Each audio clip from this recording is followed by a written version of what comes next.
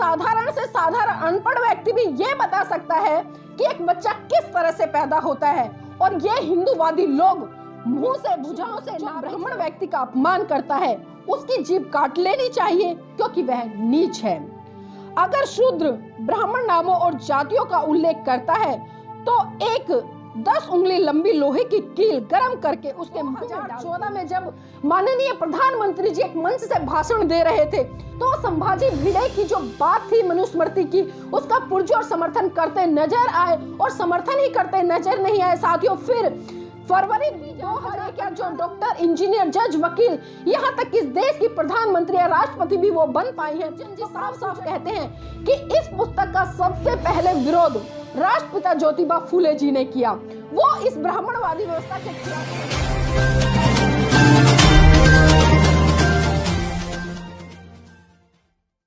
जय भीम, नमो बुद्धाय। साथियों आप सभी देशवासियों को मनुस्मृति दहन की बहुत बहुत मंगल कामनाएं। साथियों जैसा कि आप देख पा रहे होंगे मेरे हाथ में है मनुस्मृति। जी हाँ, वही मनुस्मृति जिस मनुस्मृति को परम पूज्य बाबा साहब ने 25 दिसंबर सन 1927 को जलाकर आग के हवाले कर दिया था। और इसी कड़ी में साथियों मैं आपको दिखाना चाहूंगी भारत का संविधान। ये वो संविधान है जिस संविधान के माध्यम से परम पूज्य बाबा साहब ने इस देश के लोगों को समान अधिकार दिए। और साथियों इसी के साथ साथ मैं आपको एक चीज और दिखाना चाहूंगी। मेरे हाथ में है हिंदू कोड बिल। जी हाँ, ये वही हिंदू कोड बिल है जो महिलाओं की आज़ादी की बात करता है, जो महिलाओं के हक अधिकारों की बात करता है। और ये वो दस्तावेज है जिस दस्तावेज के कारण परम पूज्य बाबा साहब ने इस भारत देश की महिलाओं को वो तमाम अधिकार दिलाए संविधान के माध्यम से, जिन अधिकारों से इस भारत देश की महिलाओं को मनुस्मृति जैसे ग्रंथों के माध्यम से गुलाम बनाया जाता था। जी हाँ साथियों, आज कुछ ऐसे ही महत्वपूर्ण विषय हैं जिन पर मैं आप सबके बीच में चर्चा करना चाहूंगी। जिस मनुस्मृति के कारण इस देश के बहुत बड़े तबके को सदियों तक गुलाम बनाकर रखा गया। और गुलाम बनाकर किस लिए रखा गया ये आप सभी भली भांति जानते हैं। लेकिन आज भी इस देश के बहुत सारे लोग ये नहीं जानते कि उस मनुस्मृति में आखिर ऐसा क्या था जिसके कारण परम पूज्य बाबा साहब ने मनुस्मृति का दहन किया। साथियों मनुस्मृति दहन को लेकर मैं बहुत सारी बातों पर चर्चा करूंगी। उससे पहले मैं आपको बताना चाहूंगी कि 25 जनवरी सन 1927 को परम पूज्य बाबा साहब ने महाराष्ट्र में रायपुर जिले के मोहाद में मनुस्मृति का सार्वजनिक रूप से दहन किया। और साथियों दहन करने के पीछे आखिर क्या कारण था, तो उन कारणों पर मैं आपको ले जाना चाहूंगी। जिस समय इस देश में बुद्ध की विचारधारा बहुत तेज गति से फल फूल रही थी, उस समय ब्राह्मणों को खतरा लगने लगा और उनका वर्चस्व खतरे में पड़ गया। और वो सोचने पर मजबूर हो गए कि बुद्ध का शासन इतनी तेज गति से पूरे देश में नहीं बल्कि देश की सीमाओं के बाहर भी फैल रहा है, तो इससे तो हमारी सारी दुकानें बंद हो पाएंगी और किस तरह से हम इस देश पर राज कर पाएंगे। तो साथियों इसी के मार्फत आगे चलकर इन ब्राह्मणवादी लोगों ने इस हिंदू धर्म ग्रंथ मनुस्मृति का निर्माण किया। और निर्माण साथियों ऐसे ही नहीं बल्कि काल्पनिक रूप से इसमें बहुत सारी चीजों को लिया गया। और इसमें सबसे महत्वपूर्ण बात मैं आपको बताना चाहूंगी कि इस धर्म ग्रंथ में इन्होंने ब्राह्मण को सर्वश्रेष्ठ स्थान दिया, उसको पूजनीय बताया, उसको सबसे उच्च कुल का बताया, उसको हमेशा हर वर्ग के द्वारा सेवा करने योग्य बताया। तो साथियों आप देख सकते हैं कि किस तरह की बातें इस मनुस्मृति ग्रंथ में लिखी गई। और इतना ही नहीं, इस धर्म ग्रंथ में महिलाओं की आजादी, उसके हक अधिकारों को एक तरह से छीन लेने का काम किया गया। उसको अपनी शादी से पहले पिता के अधीन, शादी के बाद अपने पति के अधीन, और जब उसके पति की मृत्यु हो जाए तो उसे अपने पुत्र के अधीन रहकर अपना जीवन यापन करना चाहिए। एक तरह से स्पष्ट ये कहा जा सकता है कि इस धर्म ग्रंथ में महिलाओं के तमाम वो हक अधिकार छीन लिए जिन अधिकारों के माध्यम से महिलाएं आगे बढ़ सकती थी। और इतना ही नहीं साथियों, इस धर्म ग्रंथ में साफ साफ लिखा गया कि जो शूद्र है उसको शिक्षा लेने का अधिकार नहीं है। तो आप देख सकते हैं कि किस तरह से इस धर्म ग्रंथ में बहुत सारी ऐसी चीजों को लिया गया जिन चीजों को लेकर बवाल मचा। और साथियों बवाल कब मचा इस देश में मैं आपको ये भी बताना चाहूंगी।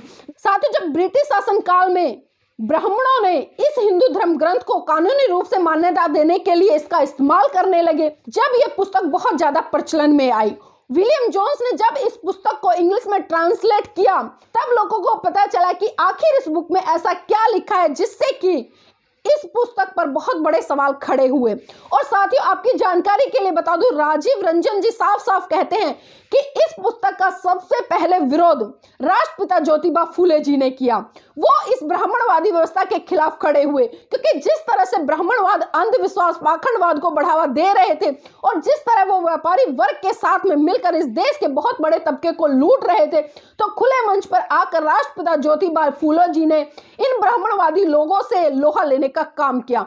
और जब परम पूज्य बाबा साहब को पता चला कि इस हिंदू धर्म ग्रंथ मनुस्मृति में बहुत सारी ऐसी चीजें लिखी हैं जो इस देश के बहुत बड़े तबके पर अत्याचार कर रही हैं, बाबा साहब ने मनुस्मृति जलाकर इस देश को एक ऐसा संविधान दिया जो समानता की बात करता है, न्याय की बात करता है, बंधुत्व की बात करता है, भाईचारे की बात करता है।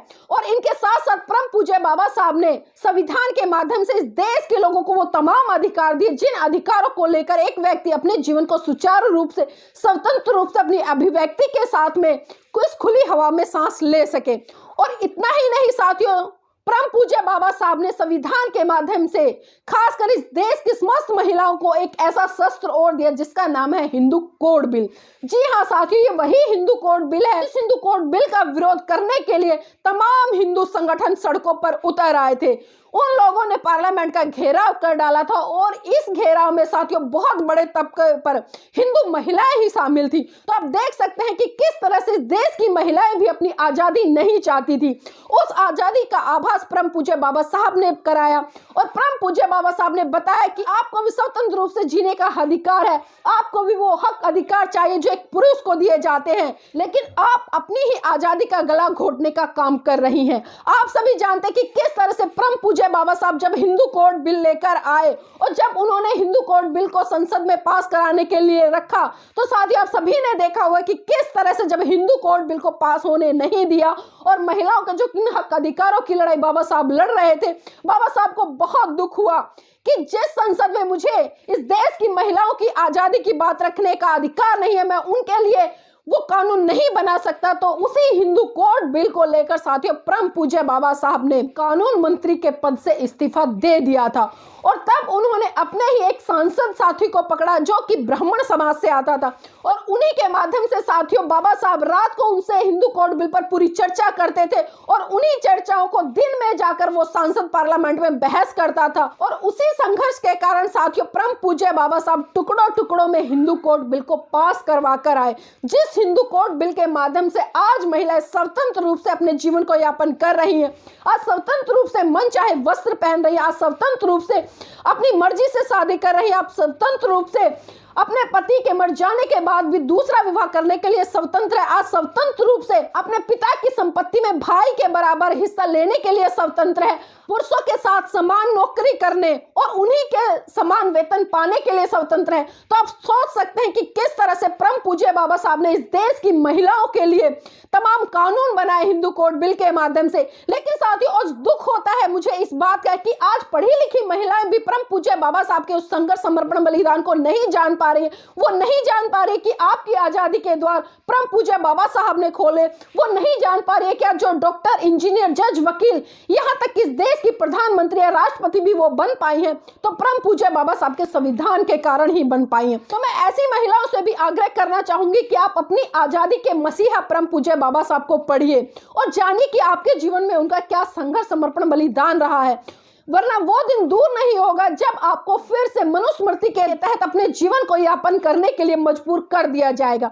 और हम देख रहे हैं कि किस तरह से वर्तमान की जो सरकार है इस हिंदू धर्म ग्रंथ मनुस्मृति को दोबारा से लागू करना चाहती है और साथ ही चाहती नहीं है बल्कि वो कर रही है, वो टुकड़ों टुकड़ों में कर रही है और आपको पता भी नहीं चल रहा। धीरे धीरे संविधान को खत्म किया जा रहा है। आपने देखा था कि 2018 में अगस्त के महीने में पार्लियामेंट के साथ में ही संविधान की प्रतियां जलाने का काम मनुवादी लोगों ने किया और साथियों इसके साथ साथ ये लोग भारत का नया संविधान भी बना चुके हैं और उस संविधान में इन्होंने अन्य तरह के देवी देवताओं की जो तस्वीरें हैं वो भी उसमें संकलित कर दी हैं ताकि ये लोगों को बता सके कि जो हिंदू धर्म है वो इस देश का असली धर्म है। लेकिन साथियों आपको अच्छे से पता है कि हिंदू धर्म कोई धर्म नहीं है, बल्कि सुप्रीम कोर्ट भी अपनी जजमेंट में ये कई बार बोल चुका है कि हिंदू धर्म वास्तव में एक अभद्र गाली है, ना कि कोई धर्म है।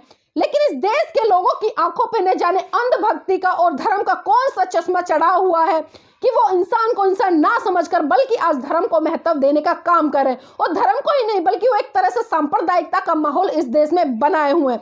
साथियों, आपको याद होगा पश्चिम महाराष्ट्र में संभाजी भिड़े, जी हाँ, जो कि हिंदुओं के बहुत बड़े नेता कहे जाते हैं, उन्होंने जिस मनुस्मृति का दहन बाबा साहब ने किया उस मनुस्मृति का आज भी ये पुरजोर समर्थन करते और समर्थन ही नहीं करते बल्कि इसको लागू करने के लिए भरसक प्रयास कर रहे हैं। और आपकी जानकारी के लिए बता दूं कि सन 2014 में जब माननीय प्रधानमंत्री जी एक मंच से भाषण दे रहे थे तो संभाजी भिड़े की जो बात थी मनुस्मृति की उसका पुरजोर समर्थन करते नजर आए और समर्थन ही करते नजर नहीं आए। साथियों, फिर फरवरी 2018 में संभाजी भिड़े के साथ में मोदी जी ने अपनी एक पोस्ट सोशल मीडिया पर वायरल भी की थी। तो आप देख सकते हैं कि किस तरह से इस देश की सत्ता पर बैठे हुए इस देश के प्रधानमंत्री और जो हिंदू संगठन के अपने आप को रक्षक कहते हैं वो इस देश में फिर से मनुस्मृति को लागू करने का प्रयास कर रहे हैं। लेकिन साथियों, हम भी उनको ये बता दें और कान खोलकर सुन ले कि इस देश में फिर से मनुस्मृति लागू नहीं होगी। अगर उन लोगों ने प्रयास किया तो मनुस्मृति एक नहीं दो नहीं बल्कि बार बार जलेगी और जब तक जलती रहेगी 25 दिसंबर को, जब तक इस देश में भाईचारा, बंधुता और न्याय की स्थापना नहीं हो जाती, जब तक आप निष्पक्ष होकर इस देश में समानता स्थापित नहीं करते। आप समरसता की बात करते लेकिन समानता की कभी बात नहीं करते, क्योंकि आप सबको पता है जिस दिन इस देश में समानता स्थापित हो गई उस दिन ये बहुजन समाज का तबका आपके कंधे से कंधा मिलाकर आपको हर क्षेत्र में पीछे पछाड़ेगा और जितने भी इस देश के सर्वोच्च पद है उन पर वो आसीन होने का काम करेगा। और इसी के साथ साथ साथियों, मैं आपको बहुत सारी ऐसी बातों से भी अवगत कराऊंगी जो कि इस हिंदू धर्म ग्रंथ मनुस्मृति में लिखी हुई है। साथियों, आप सभी की जानकारी के लिए बता दूं कि ये जितनी भी बातें ये सारी बातें मैंने मनुस्मृति से ली हुई है और मनुस्मृति का एक एक श्लोक चीख चीख कर क्या कह रहा है आप जानिए। मानवता के कल्याण के लिए परम सृष्टिकर्ता ब्रह्मा ने अपने मुख से ब्राह्मणों को जन्म दिया, क्षत्रियों को अपनी भुजाओं से, वैश्यों को अपनी जांघों से और शूद्रों को अपने पैरों से पैदा किया है। तो साथियों, आप देख सकते हैं कि किस तरह से इस मनुस्मृति में लिखा गया है। और आप मुझे एक बात बताइए, क्या कभी आपने किसी व्यक्ति को ब्रह्मा के मुख से पैदा होते हुए देखा है, उसकी भुजाओं से पैदा होते हुए देखा है, उसके नाभिक से पैदा होते हुए देखा है, उसके पैरों से पैदा होते हुए देखा है? मेरी तो समझ में ही नहीं आ रहा कि ये लोग किस तरह की बातें इस धर्म ग्रंथ में लिख रहे हैं और किस तरह से लोग इसका समर्थन कर रहे हैं। एक साधारण से साधारण अनपढ़ व्यक्ति भी ये बता सकता है कि एक बच्चा किस तरह से पैदा होता है, और ये हिंदूवादी लोग मुंह से, भुजाओं से, नाभिक से और पैरों से लोगों को पैदा कर रहे हैं। शर्म आनी चाहिए। और आगे सुनिए साथियों, भगवान ने कहा है कि एक शूद्र का कर्तव्य है कि ऊपरी वर्णों की श्रद्धा पूर्वक सेवा करे। क्यों सेवा करे भाई? वो क्यों सेवा करे? उसने तुम्हारा लेके खा रखा है या तुम उसको करके खिलाते हो? एक 100 साल के क्षत्रिय को, एक ब्राह्मण के 10 साल के लड़के को भी अपने पिता के रूप में मानना चाहिए। मानिए उस ब्राह्मण के 10 साल के लड़के को, चाहे वो अंगूठा छाप है, आप उसको अपना बाप बनाइए। आगे देखिए साथियों, ब्राह्मण को भोजन के लिए कभी भी अन्य वर्णों के व्यक्तियों को आमंत्रित नहीं करना चाहिए। अगर कोई ब्राह्मण से भोजन मांगता है तो ब्राह्मण कुछ बचा कुचा दे सकता है, लेकिन वो भी उसके नौकर घर से बाहर जाकर देंगे। आपने सुना साथियों? आगे और सुनिए।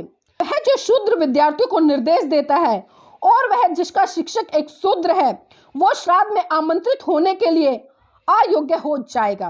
एक शूद्र शिक्षा प्राप्त करने के लिए अयोग्य है। ऊपरी वर्ण शूद्र को शिक्षा या सलाह ना दे। यह आवश्यक नहीं है कि शूद्र को नियमों और संहिताओं का पता होना चाहिए और इसलिए उन्हें पढ़ने की आवश्यकता नहीं है। जो इसका उल्लंघन करेगा वो नरक में जाएगा। ब्राह्मण को ऐसे देश में न रहने दे जहां शासन शूद्र का हो। आप समझ रहे हैं साथियों इन बातों को कि ये बातें क्या कह रही हैं और क्या संदेश दे रही हैं। आगे और भी बहुत कुछ है। शूद्रों की उपस्थिति में वेदों को कभी नहीं पढ़ना चाहिए। जिस देश में ब्राह्मण नहीं है, जहां ब्राह्मण खुश नहीं है, वो देश तबाह हो जाएंगे। सिर्फ एक ब्राह्मण सभ्य होता है जो न्यायाधीश के रूप में कार्य करे, लेकिन शूद्र कभी भी ऐसा नहीं कर सकता। एक राजा जिसके साम्राज्य में एक शूद्र कानून का पालन कराए, वो साम्राज्य दलदल में गाय की तरह डूब जाएगा। अगर कोई ब्राह्मण को गुलाम बनाने की कोशिश करता है तो उस पर 600 पण का जुर्माना लग जाएगा।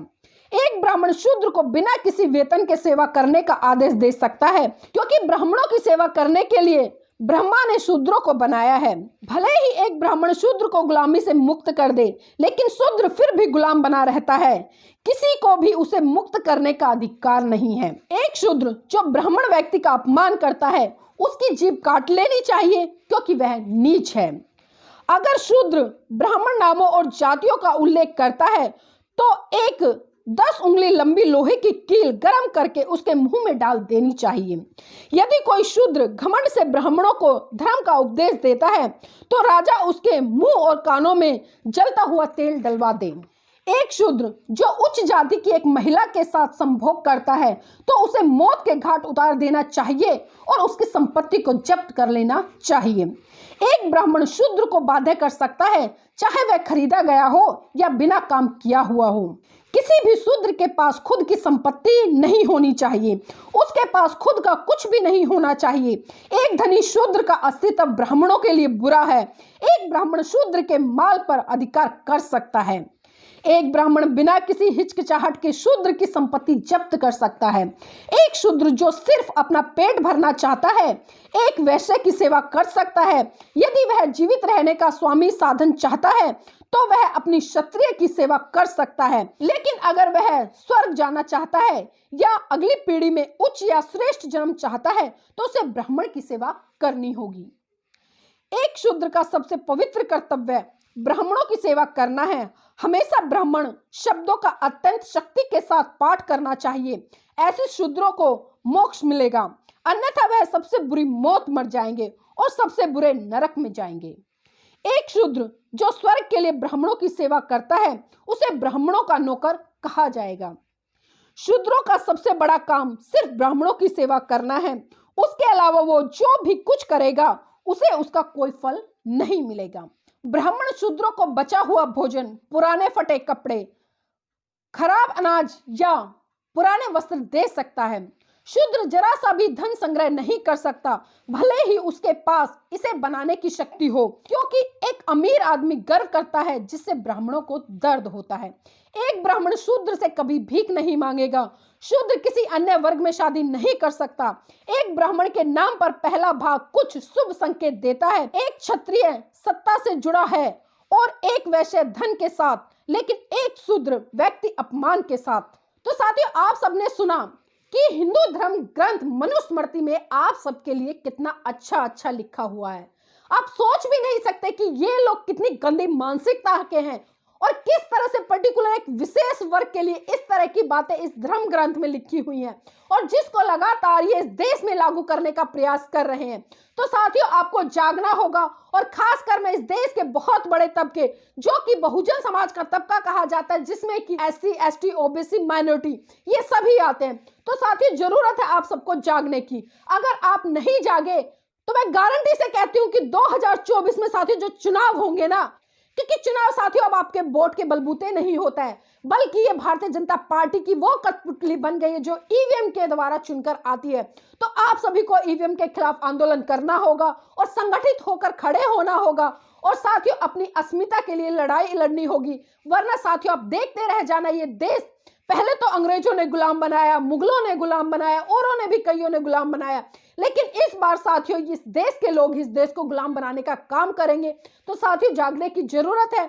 और फिर से मैं दोबारा से एक बार सभी देशवासियों को मनुस्मृति दहन की बहुत बहुत मंगल कामनाएं करती हूँ, और परम पूज्य बाबा साहब को सत नमन करती हूँ। और इस गंदी मानसिकता की किताब को सार्वजनिक रूप से खुले मंच पर जलाने का काम किया, तो सलूट बनता है परम पूज्य बाबा साहब आपको। साथियों, मैं आपसे एक बात और कहना चाहूंगी, इस तरह की वीडियो बनाने के लिए मुझे बहुत सारे तथ्य कलेक्ट करने पड़ते हैं, बहुत अध्ययन करना पड़ता है, तब जाकर एक वीडियो तैयार होती है। तो आपसे आग्रह है कि इन बातों को ज़्यादा से ज़्यादा प्रचारित करने के लिए और प्रसारित करने के लिए मेरे अपने चैनल, आपका चैनल, समाज का चैनल NV News 24/7 को ज़्यादा से ज़्यादा सब्सक्राइब करें, इसको लाइक करें, और साथ ही उसकी वीडियो को आगे शेयर करें, ताकि मेरा मनोबल ऐसे ही बढ़ता रहे और आपके लिए मैं अलग अलग विषयों पर इतनी ही रोचक जानकारी के साथ में और भी वीडियो प्रस्तुत कर सकूं। जय भीम, नमो बुद्धाय।